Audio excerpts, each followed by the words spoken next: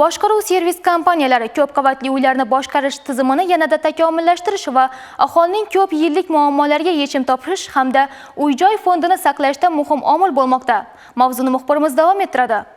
Joriy yilda viloyat bo'yicha jami 152 ta ko'p kvartirali uyni mukammal va joriy ta'mirlash ko'zda tutilgan. Ayni paytda ushbu yo'nalishdagi ishlar bosqichma-bosqich amalga oshirilmoqda. Bugungi kungacha boshqaruv servis kompaniyalari manbalari hisobidan 1 milliard 700 million so'm mablag' yo'naltirish natijasida 68 ta ko'p kvartirali uyda qurilish, ta'mirlash ishlari yakunlandi. Xususan 4 ta ko'p qavatli binoning tom qismi butunlay yangilandi. Me'moriy qiyofani yaxshilash uchun 14 ta uyning fasad qismlari zamonaviy ko'rinishga keltirildi. Shu bilan birga aholining kunlik harakatlanish xavfsizligi va qulayligini ta'minlash maqsadida 137 ta kirish yo'laklari tartibga keltirilib, shinam holatga keltirildi. Shuningdek, aholi xavfsizligini kuchaytirish maqsadida 7 ta uyning kirish yo'laklariga 18 ta maxsus kodli qulflar bilan jihozlangan mustahkam temir eshiklar yangidan o'rnatib berildi.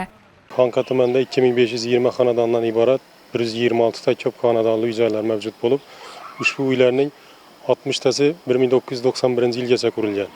5 tasi 1991-yildan 2016-yilgacha qurilgan uylar.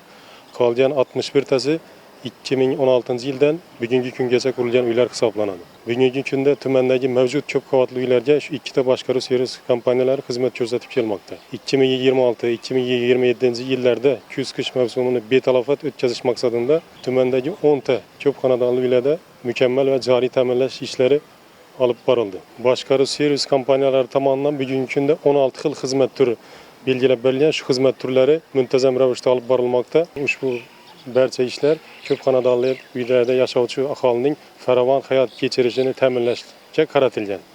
Xonqa tumanida faoliyat yuritayotgan ikkita yetakchi boshqaruv servis kompaniyasi tomonidan hududdagi ko'p qavatli turar joylarda joriy ta'mirlash ishlari va uylarning atrofini doimiy ravishda tozalab, obodonlashtirish ishlari reja asosida olib borilmoqda. Bu orqali hududlarda atrof muhit ozodaligini ta'minlanmoqda, bu esa aholining yashash madaniyatini yangi bosqichga ko'tarishga zamin yaratmoqda.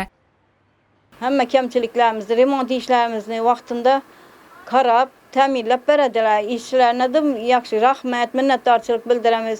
Yana ko'kalamda izolashtirib berib qo'yibdilar. O'sha joylarda odamlarni yaxshi yashashlari uchun yana hamma kameralar qo'yibdi bular. Hammasi bizani shu tinchligimizni ham qarab turibdi, tozaligimizni ham qarab turibdi. Ming rahmat lekin hammasini. Ko'p qavatli uylarni boshqarishning zamonaviy va professional mexanizmlarini joriy etish bugungi kunda aholining turmush sifatini yaxshilashda ham muhim omil bo'lmoqda.